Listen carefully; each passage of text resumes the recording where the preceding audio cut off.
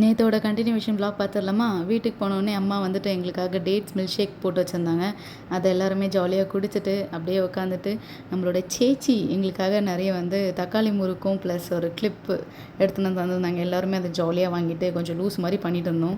SI sir, ஐயோ இங்க பாருங்க சார், ஒரே பைத்தியங்களா இருக்கு sir. Sir SI sir, video எல்லாம் எடுக்காத.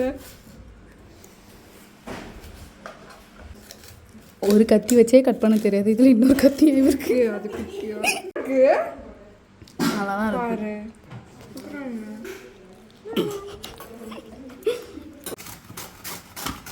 நான் சொல்கிறேன் இந்த வ்ளாகில் வர்ஷா தான் நிறைய வேலை பண்ணான். என் ஃப்ரெண்டு வர்ஷா தான் நிறைய வேலை பண்ணிகிட்டு இருக்கா கைஸ், பாருங்கள். போதும், நீ பண்ணி முடிச்சது போதும். ஆமா, ஹாப்பி பர்த்டே பி செக்ஷன். யாரும் பயப்படாதீங்க, நாங்கள் கொஞ்சம் அப்படி தான். ஸோ நாங்கள் கேக்கெல்லாம் சாப்பிட்டுட்டு அப்புறம் என் ஃப்ரெண்டோட ரிலேட்டிவ்ஸ் வீட்டுக்கும் எடுத்துகிட்டு போனோம்.